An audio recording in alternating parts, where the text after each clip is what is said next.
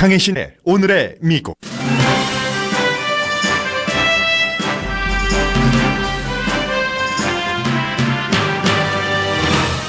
박근혜 전 대통령이 1심에서 24년 선고를 받은 것을 미국 언론도 보도합니다. 항소 절차가 남아있지만 박근혜 전 대통령의 정치인으로서의 마지막과 한국 정치 경제사를 정리하는 분위기입니다. 트럼프 대통령이 중국에 추가로 1,000억 달러 규모의 관세를 부과할 수 있다고 밝혔습니다. 미국에 수출되는 중국 상품의 약 30%에 해당되는 규모입니다. 중국도 보복 조치하겠다고 밝혀 현재로서는 무역 전쟁 쪽으로 기우는 것처럼 보입니다. 미국에서는 모두 중국이 무역에서 미국을 속였다는 전제에는 동의합니다. 그러나 중국을 벌준다고 미국이 오히려 손해볼 수도 있다는 우려도 강합니다. 러시아가 미국 대선에 개입했다는 등의 이유로 미국이 러시아 개인과 회사를 또 제재했습니다.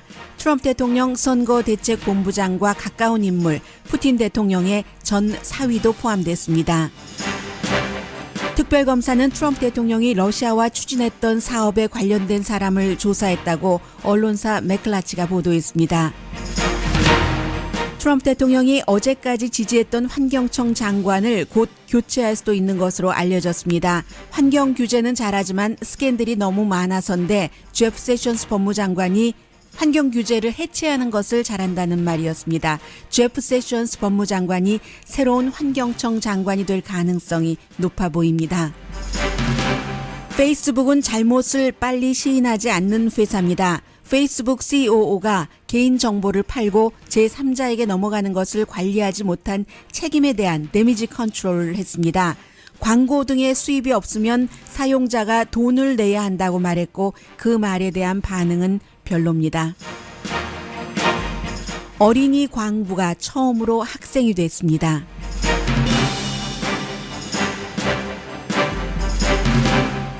여러분 안녕하십니까? 오늘의 미국 강혜신입니다.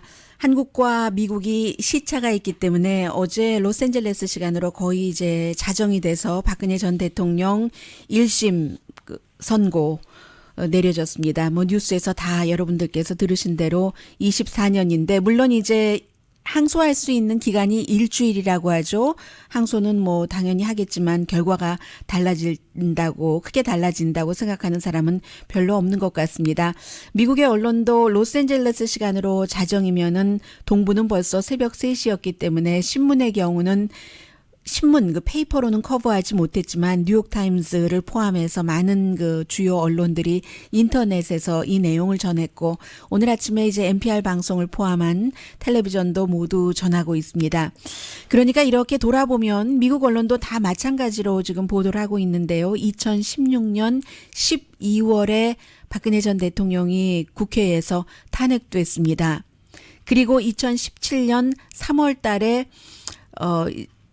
헌법재판소가 이제 국회 결정을 지지하고 나서 3주일 뒤인 그때에 청와대에서 나왔죠. 그때 3월 달에. 그리고 나서 3주일 뒤에 체포됐습니다. 그 당시에 최근에 이명박 대통령이 이제 체포되는 것과는 달리 굉장히 많은 사람들이 박근혜 대통령 집 앞에서 울고 불고 무죄다, 정치 보복이다, 가두면 안 된다 했고 역시 마찬가지로 어제도 거의 나이든 지지자다 이렇게 미국 언론도 표현을 하고 있는데 무죄인데 왜 석방하지 않느냐, 정치 보복의 피해자다 이렇게 지지자가 아직까지도 있었습니다. 그러나 이제 18개 혐의에서 16개 뇌물, 직권남용 등등 해서 다 유죄로 인정돼서 24년이라는 얘기인데 벌금도 미국 돈으로 1,680만 달러요. 180억 원 했다는 거죠. 본인은 역시 지금까지 무죄를 주장했고 10월 달부터 한 번도 법정에 출두하지 않았습니다. 일부 회사들은 이 박근혜 대통령과 관련된 혐의에서 이제 뭐 유죄지만 이 박근혜 대통령의 혐의가 유죄지만 삼성만 유일하게 그러니까 18개 혐의에서 2개 빠진 것 보면은 삼성에 관련된 것이 아니라고 보시면은 틀림없고요. 지금 이제 역시 그와 관련해서 삼성의 그 이재용 전자 그 부회장도 5년형에서 2년 반으로 돼서 지금 이제 그 불구속 조사를 받고 있고 마지막이 관문들이 남아 있는데 아무튼 삼성에 관한 부분만 빠졌다 하는 것까지 미국 언론 모두 전하고 있습니다. 문재인 대통령이 지금은 그 당선이 됐잖아요. 정권이 다른 곳이고 그 이후에 자유한국당 뭐 박근혜 대통령의 당이었었다고 지금 뭐 사람들도 많이 바뀌고 현재의 자유한국당의 그 국회의원들을 보면은 반은 그 박근혜 대통령 탄핵에 찬성했었던 사람이고 나머지 반은 반대했었던 사람. 당연히 이제 그 힘을 잃어가면서 박근혜 대통령이 감옥에 들어갔고 그 이후에 대중에서 그 집에서 체포될 때와는 달리 점점 좀 그 시선에서 사라져갔고 나이든 그 보수층들은 문재인 대통령에 대한 불신이 더 깊어지고 특히 이제 박근혜 대통령이 감옥에 들어가고 난 이후에요.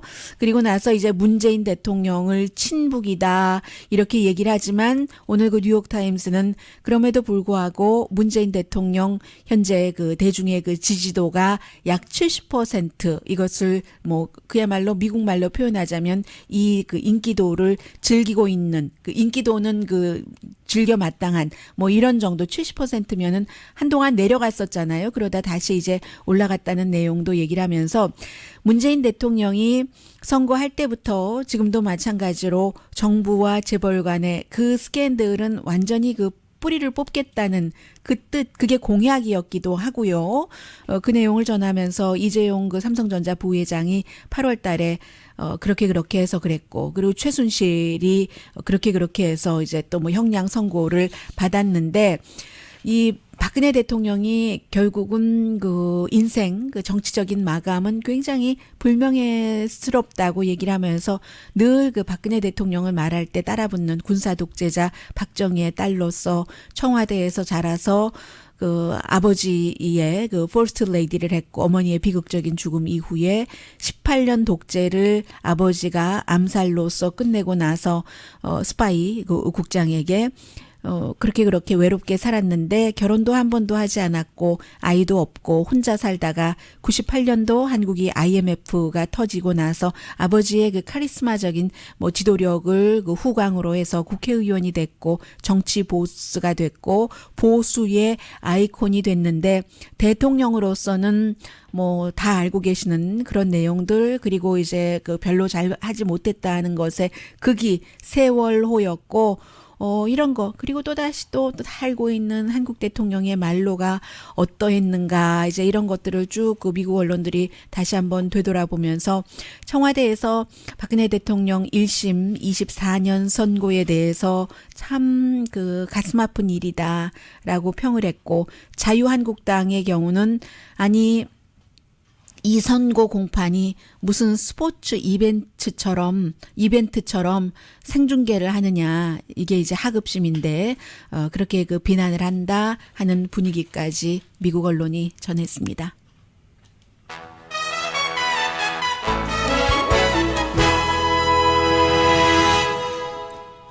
많은 분들이 그런 생각을 하셨을 것 같아요. 어제도 이제 안 나왔는데 마지막에 이제 기회가 있잖아요. 피고로서 그 말을 할 수 있는 그 기회를 뭐 본인이 지금까지 충분히 그 무죄라고 그 법적인 주장을 했지만 그럼에도 불구하고 그 한 나라의 대통령이었으니까 내가 잘 하려고 했는데 이런 부분은 왜 그 회환의 부분이 없겠어요. 대통령으로서 그런 회환의 부분을 말할 수 있는 기회로 활용할 수도 있고 아니면 뭐 법적인 것도 뭐 무죄다 하는 것도 더 그 잘 설명할 수 있는 기회를 어제 그 가질 수도 있었고 또 하나는 순전히 그 전직 그 대통령으로서 또 많은 그 국민들에게 사랑을 받고 대통령을 시작을 했고, 그리고 아직까지도 그를 지지하는 사람들이 있는 그런 그리고 그 사이에 굉장히 그 틈이 갈라졌기 때문에 한국에서도, 그래서 전직 대통령으로서 국민에게 뭔가 그 말을 할 수 있는 기회, 그로 인해서 그 박근혜 전 대통령에게 뭐 불편한 감정을 가졌다던가 뭐 그런 사람들이 많잖아요. 더군다나 요즘엔 또 이명박 대통령의 여러 가지 케이스가 뭐 BBK부터 4대강부터 자원 외교까지 나오기 때문에 그에 비교한다면 박근혜 그 전 대통령이 뭐 나이브했었던 점도 있고, 그리고 모든 것은 최태민, 최순실로부터 시작이 됐기 때문에 실제적인 그 돈의 액수라던가 이런 것도 비교할 수 없이 작은 부분도 있고, 박근혜 대통령이 이제 그 좀 어리석음이 있어서 그럴 수도 있고, 그런 부분에 대해서 국민들이 가슴에 그 응어리졌었던 뭐 세월호 등등으로 인해서 원한을 품었었던 그런 부분에 대해서 인간으로서의 다 어느 정도 그 한계가 있었으니까, 한계가 개인이 갖고 있는 한계라면 별 문제가 없었는데 그런 그 한계에도 불구하고 대통령이 됐었다는 그게 또 다른 이제 비극이잖아요. 주변 사람들의 그 어떠한 그 부추김 같은 것도 있었겠지만, 그래서 미국에서는 그런 표현을 하는 한국의 그 역사 전문가들은 뭐 듀크 대학 이런 데서 한국에 관해서 발표하는 것들이 있잖아요. 보면은 박근혜 대통령이 그 장기판의 조리였다, 그렇게 그 표현하는 미국의 역사가들도 있거든요. 그 주변에 여러 사람들, 이름을 들지 않아도 아는 그런 사람들은 박근혜 대통령의 그 겉에 보이는 그 반짝반짝 빛나는 그 빛이 아니라 빛 속에 가려진 약함을 충분히 보면서도 그를 그 대통령으로 내세워서 나 자신의 사리사욕을 취하려고 했었던 사람도 충분히 있을 것이고, 그래서 이제 박근혜 대통령을 참 그 어설픈 슬프기까지 한 장기판의 조리였다라고 생각하는 미국의 역사학자들도 있는데요. 아시아 관련을 전문으로 보고 있는 사람들. 그래서 이제 그러한 부분들이 충분히 그동안 그 이해되지 않았고 했던 부분을 어제 그 박근혜 대통령이 그 피고로서의 그 마지막 변에서 얘기를 하면서 뭔가 좀 그 보통 사람들에게, 알고 있는 사람들은 다 알겠지만 오해도 풀어주고, 또 인간적으로 참 안 됐다 하는 마음을 느낄 수 있는 사람이 그런 마음을 또 박근혜 대통령에게 느끼는 것도 자유 아니겠어요? 그러면서 인간적인 그 이해, 뭐 용서라기보다 인간적인 이해는 그 할 수 있는 그런 그 시간의 기회를 왜 쓰지 않았을까? 앞으로는 그 또 쓸 기회가 있으면 쓸까? 하는 그런 아쉬움도 느끼신 분들이 계실 것 같고요. 그러나 물론 제가 지금 말씀드리는 것은 법적인 것과 인간적인 부분에서의, 인간은 항상 그 2개, 3개, 4개의 잣대로 잴 수도 있으니까, 그래서 여러 가지 본인에 대한 것도 뭐 변명이라면 변명, 또 이것을 내가 밝히겠다 하면은 밝힘도 되고, 국가 지도자로서의 어떠한 그 말할 수 있는 기회, 그것을 뭐 국민을 어느 정도는 뭐 마음을 어루만질 수도 있고 통합할 수도 있고 하는 그런 기회를 쓰지 않은 것은 좀 아깝다 하는 그런 생각도 들고요. 이 말씀 안 드리려다가 드려서 이어서 그 전해드리려고 했었던 뉴스를 다음 섹션으로 옮기겠습니다. 굉장히 한국으로서는 착잡한 그런 그 역사죠. 게다 대고 지금 한국에서 정권이 바뀌고 나서 그 천안함 그 사건에 대해서도 다시 그 조사를 한다고 하고, 세월호에 대해서도 지금 7시간이 나왔는데 그 가운데서도 또 나오지 않은 그런 부분들도 있잖아요.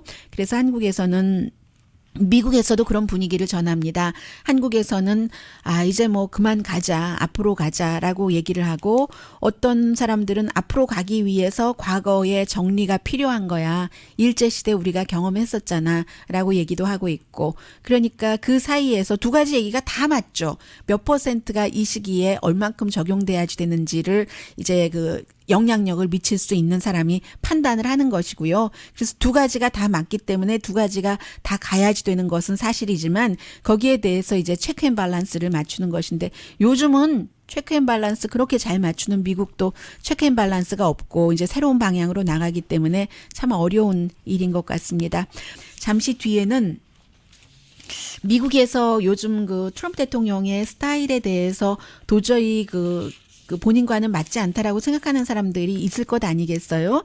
그런 사람 가운데 한 사람이라고도 볼 수 있는 뭐 CNN에서 자신의 프로그램도 있고 뭐 굉장한 그 국제 문제 전문가가 이 중국에 대해서는 트럼프 대통령이 옳다 하는 글을 오늘 그 워싱턴 포스트의 기고문으로 워싱턴 포스트에 써요. 그 늘 컬럼을 썼거든요.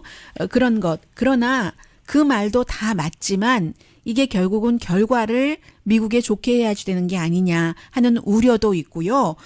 지금 미국과 오늘 아침에 그 월스트리트저널이 보면 월스트리트저널이 그 다른 것은 다 몰라도 숫자는 맞는 신문이잖아요. 원래 경제 신문이기 때문에 정치적인 부분에 대해서는 그 특히 이제 사설 같은 경우는 상당히 그 보수적이라거나 아니면 뭐 월스트리트의 뱅커라든가 부자들을 위하는 쪽에서 쓰는 것도 많고요. 그런데 어쨌든 이 그 월스트리트저널이 오늘 얘기하기로는 중국과 미국이 무역 전쟁을 하면 두 나라의 국내 총생산이 0.3%씩 떨어질 수도 있다. 지금 완전히 그냥 맞대응으로 나가고 있잖아요. 우리가 뭐 얼만큼 하면 우리도 얼만큼 똑같이 지금 숫자를 제시하고 있는데 그런 얘기도 해서요. 잠시 뒤에 이런 부분 전해드리겠습니다.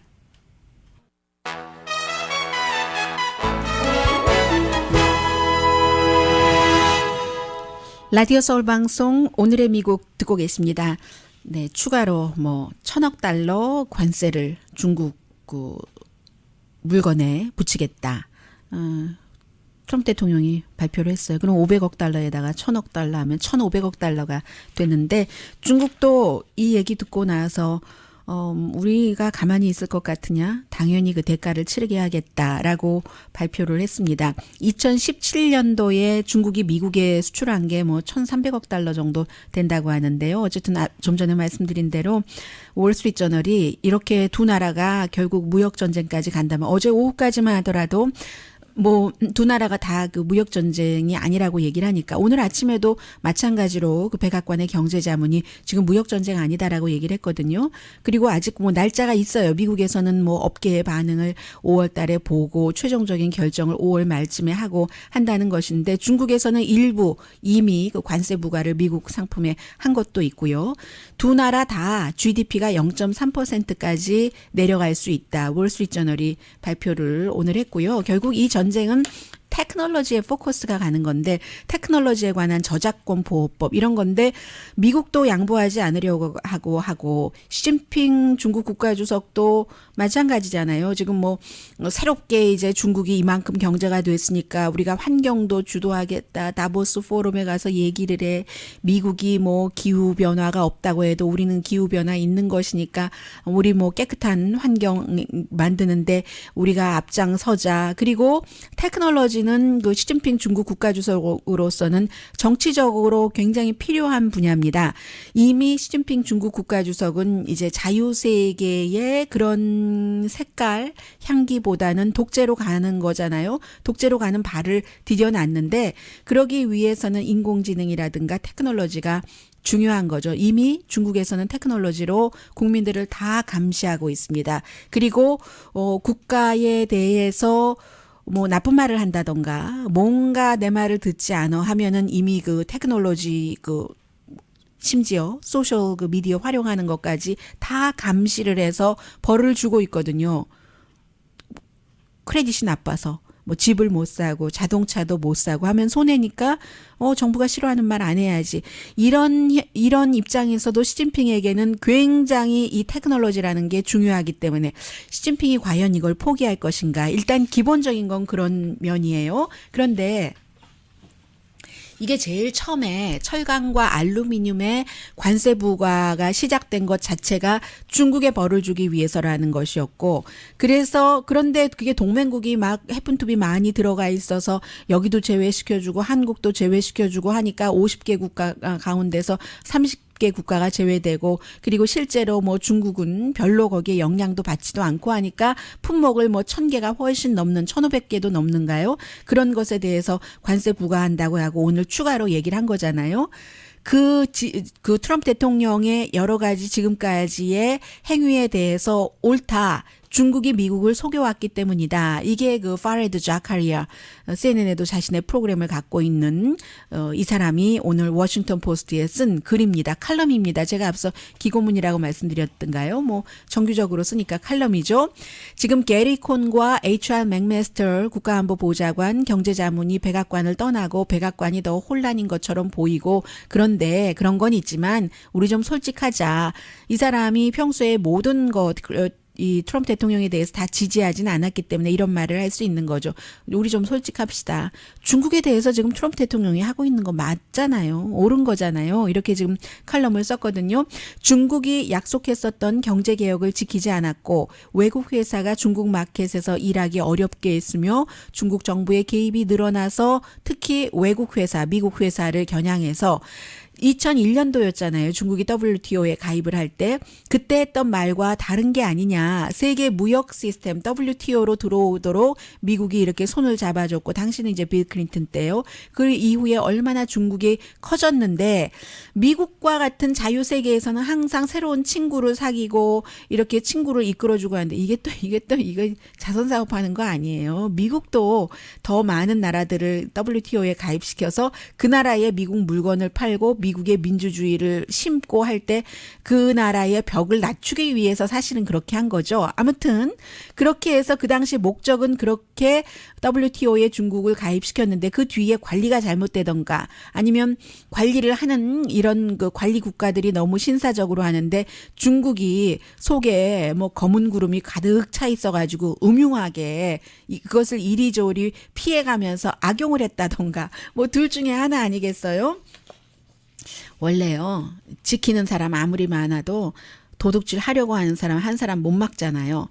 그래서 이 자카리아가 얘기하기를 WTO에 한국, 일본, 싱가포르처럼 미국이 이렇게 유도해서 중국을 받아들였는데 다른 게 있다고 얘기를 합니다. 경제 규모와 미국이 안보 보장을 그 나라의 안보 보장을 하느냐 안 하느냐. 싱가포르요. 이 WTO에 가입할 때 그때 이름도 조금 달랐죠. G자로 시작되는 인구가 220만 명이고 국내 총 생산이 190억 달러. 인플레이션을 감안하면 한국은 그 당시에 인구가 3천만에 GDP가 410억 달러. 일본은 뭐 조금 인구도 많고 그 당시에 9천만 그리고 GDP가 8천억 달러였는데 그리고 이 세 나라가 모두 미국의 그 안보 우산 아래 들어있는 나라라는 겁니다. 그런데 중국이 WTO에 가입할 때는 인구가 이미 13억 달러에 GDP가 2조 4천억 달러 2001년이었잖아요. 뭐 이렇게 저렇게 해서 그랬는데 미국 경제의 그 2조 4천억 달러면 5분의 1 규모였었죠. 그리고 더 중요한 것은 중국은 워싱턴의 안보를 의존하지 않는다는 겁니다. 1950년대 함께 싸웠는데요. 미국과 한국전에서 그 중국이 WTO에 가입하고 나서 스케일이라든가 그 스피드라든가 경제에 있어서 굉장히 그 무역 시스템 세계적인 것에 들어옴으로 인해서 많이 발전을 했고 1990년대부터 2007년 사이 미국에서 잃어버린 제조업의 4분의 1은 중국 때문에 잃어버렸다 하는 것을 그 강조를 합니다. 지금 그 중국의 그 경제 보면 테크놀로지 회사들 너무 많고 또 미국의 구글, 페이스북, 아마존도 다 중국에서 확장하려고 하고 외국 은행도 중국과 로컬 파트너를 맺으려고 하고 그렇게 안 하면 오픈 못하게 하니까요. 외국 회사에게 세금도 많이 걷고 등등 그리고 외국의 제조업체는 테크놀로지를 공유하도록 하고 중국과 나중에 이제 사람도 다 빼가잖아요. 한 봉급 10배 더 주면서 빼간다면서요. 한국 사람들도 그런 식으로 해서 이제 모든 그 비밀을 다 가져가고 무엇보다도 사이버 분야에서 얼마나 많은 것을 훔쳐가고 공격을 하느냐. 물론 뭐 중국뿐만이 아니라 인도, 뭐 브라질, 러시아도 다 미국을 속이지만 무역이나 이런 데 있어서 그런 거. 그래서 트럼프 행정부가 현명한 코스를 선택하지 않았을 수는 있다고 지적을 합니다. 관세라는 것, 특히 동맹국에도 한국에도 처음에 이 시작을 뭐 예전에 쓰지도 않았던 뭐 안보를 이유로라는 그 조항으로 해서 관세를 그 알루미늄과 그 강철에 부과시키는 것으로 시작을 했었으니까요. 그렇지만 트럼프 행정부가 좌절한 것만은 충분히 이해할 만하다고 얘기를 합니다. 전임 행정부와 다른 게 있다면 전임 행정부가 아무 일 하지 않았다. 나에게 이런 일만 넘겨준다. 이렇게 얘기를 하지만 전임 행정부도 일을 안 한 건 아니죠. 그러나 조용히 해보려고 했었고 좀 신사적으로 해보려고 했었고 우아하게 해보려고 했었고 시스템 안에서 일 처리를 하려고 했는데 또 동맹은 다 또 다독거려 가면서요. 근데 그게 제한적인 결과만을 냈다는 거죠. 그래서 미국이 확실하게 원하는 결과를 내지 못했으니까 더군다나 트럼프 대통령의 눈에서 볼 때는 트럼프 대통령의 전례 없는 이 같은 방법을 해보는 것을 본인은 이 자카리아 씨는 지지한다고 얘기를 합니다. 왜냐하면 방법이 없지 않느냐. 이제까지 해온 방법이 뭐 통하지 않았으면 다른 새로운 방법을 해보는 거지. 이런 얘기를 했습니다. 그러나 더 많은 사람들과 더 많은 전문가들은 결국은 이렇게 될 때 이코노미스트 같은 경우는 뭐 미국 신문도 아니고 뭐 중국 신문도 아니잖아요.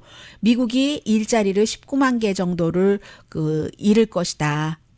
중국과 무역 전쟁을 하면 이런 그 전망을 하고 있고 골드만삭스 같은 경우는 미국 콩업계가 뭐 140억 달러 손해 볼 것이다. 그 대신에 이제 브라질, 아르헨티나, 뭐 파라과이 같은 나라들이 아주 좋아하겠죠. 주식 시장이 많이 흔들리잖아요. 지금 다우지수가 450.72포인트 마이너스 나고 있거든요. 주식 시장 흔들리면 트럼프 대통령에게도 좋을 게 별로 없고 2018년 중간 선거는 째깍째깍 지금 다가오고 있습니다. 그래서 이제 뭐 그 MSNBC라던가 좀 전에는 그 워싱턴 포스트에 실린 칼럼이었습니다만은 굉장히 많은 그 블룸버그 뉴스라든가 우려를 더 많이 합니다. 중국과 무역 전쟁을 해서는 안 된다. 그리고 오히려 그 트럼프 대통령이 정치적으로 타격을 입는다. 시진핑은 경제적인 타격은 입을지 모르지만 정치적으로는 타격 안 입어요.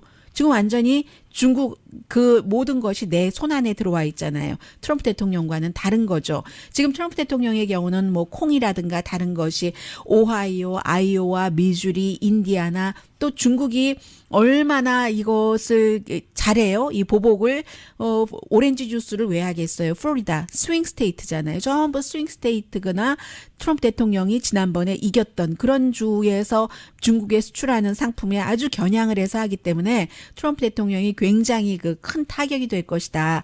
그래서 이제 그 뒤로 물러서지 않을까. 왜냐하면 5월 15일에 공청회를 하고 업계 5월 22일까지 뭔가를 결정을 한다 하는 것이었는데 오늘 아침에 뭐 다시 오히려 뭐 50억 달러에서 100억 달러로 추가로 더했으니까 이래서 이제 현재로서는 무역 전쟁으로 가는 것이 아니냐 이런 얘기를 하고 있거든요. 그럼 결국은 제가 여기까지는 아직 말씀 안 드렸는데요.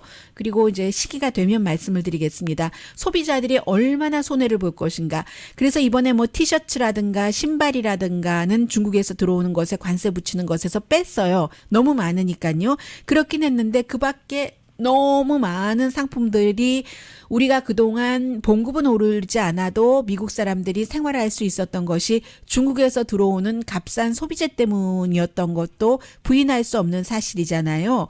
그래서 소비자들은 이제 물건 사기 힘들어지고 그전에는 저만 하더라도 너무 미안해서 물건을 못 사겠는 거예요. 너무 싸서 이 물건을 만든 이 볼펜이 예를 들어서 99센트 스토어에 가면은요.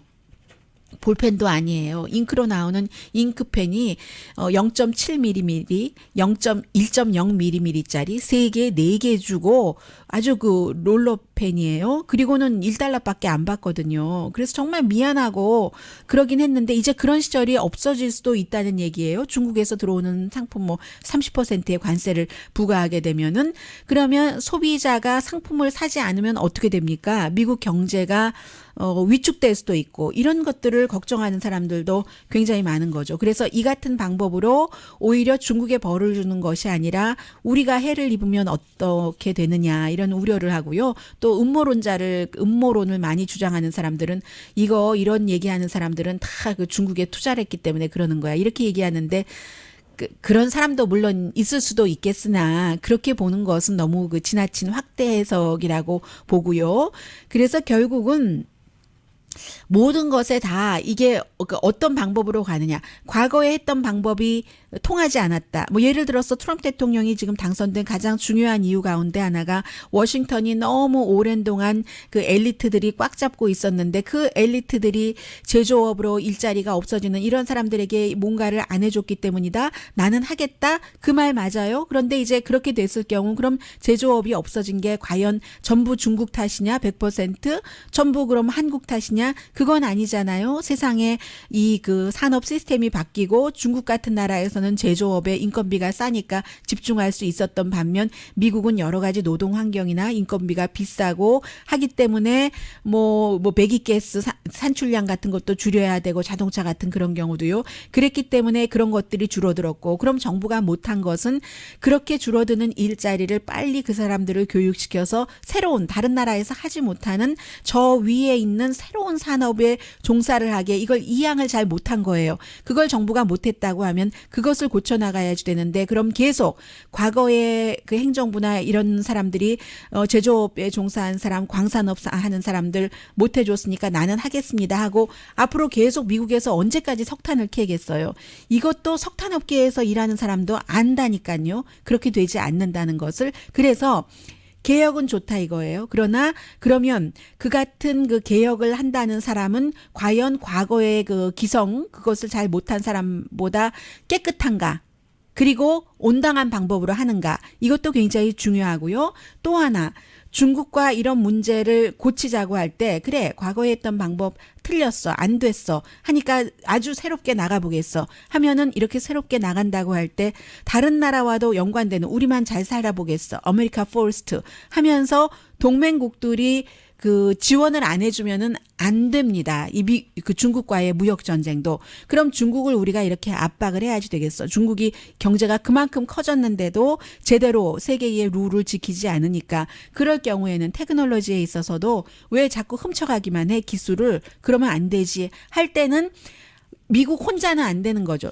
주변국들이 다 협조를 해줘서 중국 넌 너무 그러네? 그럼 너네 우리가 다 협조 안 하면 물건을 그렇게 많이 팔아서 어디다가 팔 거야? 중국 내수로 다 소비할 거야?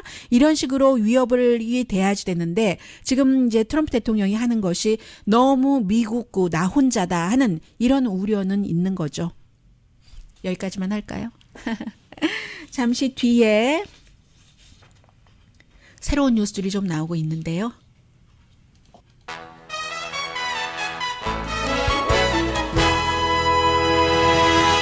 라디오 서울 방송 오늘의 미국 듣고 계십니다. 네, 트럼프 행정부가 별로 하고 싶지 않아서 계속 미뤄오고 했었는데 할 수 없이 또 했습니다. 재무부가 러시아가 미국 대선에 개입했다. 그리고 이제 다른 뭐 사이버 활동 등등을 이유로 해서 원래 이것은 지난해에 의회에서 이미 통과를 했었던 안을 집행을 하는 겁니다. 러시아의 이제 가장 부자 그리고 블라디미르 푸틴의 측근 또 뭐 회사 12군데 회사 뭐 등등 은행 뭐 국영회사를 포함해서 다 그 경제 제재를 했거든요. 그러면 이제 미국 내 자산을 동결하고 미국인이 이런 사람들과 일을 못하게 하는데 누구가 포함됐냐면 폴 매나포트라고 그 트럼프 대통령 그 선거 대책 본부장 지금 기소됐죠. 특별검사에 의해서 그 사람과 굉장히 가까운 이 폴 매나포트가 그 러시아에게 미국 지금 선거전 이렇게 되고 있는데 내가 브리핑 해줄까 하고 이메일도 교환한 증거 있잖아요. 그 사람도 기소가 됐고 푸틴 대통령의 엑스 사위 지금은 이제 딸이 이혼했기 때문에 엑스 사위도 에너지 업계에서 일하는데 역시 경제 제재 그 명단에 포함됐습니다. 그러니까 오일 회사와 무기 회사 그 CEO들이 많이 포함됐거든요. 그 러시아의 엘리트 그 가운데서도 푸틴과 가까운 사람도 제재에서 그 예외가 될 수 없다는 것을 좀 보여준 거고요. 그런 부분이 있고요. 그리고 또 하나는 로버트 멀러 특별검사가 가끔 그 맥클라치사가 언론사인데 그 세크라멘토 비도 갖고 있고 하는 이 맥클라치사가 중요한 것을 보도를 하는데 로버트 멀러 특별검사팀이 트럼프 재단, 트럼프 그 사업체잖아요. 그 사업체와 같이 그 딜을 했었던 그런 사람 집에 영장 들고 가서 조사를 그 했다고 보도를 했습니다. 트럼프 대통령이 이제 과거에 그 러시아, 뭐 조지아, 뭐 카자흐스탄과 사업을 하려고 했었던 그 딜을 했었던 사람이거든요. 그리고 그 사람이 트럼프 대통령의 변호사 마이클 코엔 변호사가 이제 대통령 그 백악관에 일을 해주기 전에 트럼프 오거니제이션에서 2017년 1월 달에까지 일을 하면서 바로 말씀드린 뭐 러시아 등등 관련 그 트럼프 대통령 사업을 해줬던 사람이죠. 그래서 특히 이제 그 모스크바에 호텔을 지으려고 했었던 그게 이제 2016년 캠페인 당시에도 진행됐었던 일이니까요. 그 부분에 대해서 로버트 몰러가 조사를 했다는 거니까 결국은 뭐 편지도 왔다 갔다 하는 이런 증거도 다 있다고 하고요. 로버트 몰러 특별검사가 트럼프 대통령의 사업체까지도 이제 그 들어갔다 보시면 되고요.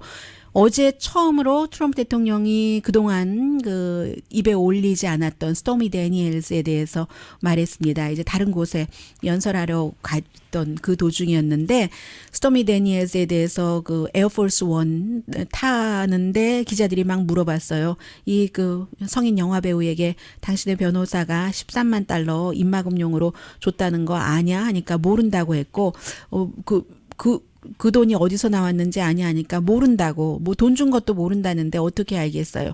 그러니까 이 스토미 데니엘스와 변호사는 아주 좋아하죠. 왜냐하면 그 돈 받고 나서 언론에 얘기하지 않기로 했었던 그것이 무효다라고 얘기를 했잖아요. 왜냐하면 사인 페이퍼에 트럼프 대통령이 사인하지 않고 변호사가 대신 사인했기 때문에 무효라고 했는데 그럼 이제 나 말해도 되겠네 하는 것이고, 트럼프 대통령은 이번 주 월요일에 이 내용을 공개하지 않도록, 재판이 공개하지 않도록 조용히 처리해 주기를 원했는데, 왜냐하면 그 사이에 또 이 그 스토미 데니엘스가 트럼프 대통령에게 해가 된다면서 2천만 달러 손해배상 청구 소송까지 했어요. 그래서 이제 이런저런 일이 있는데 어쨌든 트럼프 대통령이 처음으로 스토미 데니엘스에 대해서 얘기한 것도 있고요. 지금 주식시장 분위기는 나쁩니다. 나쁘고 3월 달에 일자리도 10만 3천 개였기 때문에 예상보다 아주 나빴어요. 2월 달에는 32만 6천 개였거든요. 실업률 그대로 4.1%인데 왜냐하면 날씨가 좀 따뜻했잖아요. 그래서 바깥일, 건축일, 여기서 일자리가 많이 만들어내지 않았고요. 제조업이 지난 6개월 동안 늘어난 일자리 평균이 20만 5천 개라고 하네요. 20만 5천 개. 해서 아무튼 지금 경제적인 그런 지표가 최근에 들어서 그다지 좋게 계속 올라가지는 않는 분위기다. 그 정도 말씀드리고요. 여기까지 간단히 말씀드릴게요. 관심이 있으신 분들도 계시고 아닌 분들도 계시니까요. 이 페이스북이 자신들의 개인 자료를 캠브리지 대학 교수 연구하는 곳, 그곳에 줬는데 거기서 또 이제 캠브리지 다른데 이름만, 앞에 이름만 똑같은 거예요. 캠브리지 애널리티카라는 곳에 또 줬고 해서 결국은 처음에는 얼만큼이다 하다가 5천만 명 하다가 8,700만 명까지 개인정보가 이제 새어 나갔다는 겁니다. 여기에 대해서 다음 주에 이제 마크 저커버그가 의회에서 증언을 하겠지만 그동안 이로 인해서 누굴 해고한 사람도 없고 물러난 사람도 없는데 셔리 샌드버그도 가만히 있다가 COO, 한국말로도 번역됐죠. 책도 쓰고 했었던 그 여성이요. COO가 얘기하기를 우리가 좀 너무 이상적이었다. 그래서 잘 관리하지 못했는데 앞으로 잘할 것이다. 이런 얘기를 했고, 그리고 또 그럼 페이스북이 이렇게 광고도 붙이고 있잖아요. 러시아에서 온 광고도 많고 페이스북은 축소시키려고 했지만 그런 것도 많고 하는데 우리가 이런저런 일을 안 하면 페이스북 사람들이, 사용자들이 돈을 내야지 된다. 이렇게 얘기를 했어요. 그리고 너무 이상적이었다라고 얘기를 했는데 저는 페이스북이 이상적이지 않고 너무 현실적이었다고 생각이 되는데요. 같은 것에 대해서 더 훨씬 나이가 많은 애플의 팀 쿡 같은 경우는 우리 같은 회사에서 개인의 사생활 보호는 인권과 마찬가지다라고 얘기를 했고, 만약에 페이스북과 같은 일이 일어나면 어떻게 처리하겠냐 했을 때 우리 회사는 그런 일 일어나지 않는다. 그 정도로 돈 벌려고 정보를 여기 팔고 저기 팔고 이런 일은 안 한다는 얘기예요. 그래서 이제 페이스북이 지금 주가도 굉장히 많이 내려갔고요. 조사도 받고 있는데 벌금도 이제 물 수도 있어요. 그래서 뭔가 잘못됐다 하고 그 판단이 나면 연방무역위원회에서 그러면은 뭐 한 케이스당 4만 달러니까 몇십억 달러 벌금도 물 수도 있는 그런 형편입니다.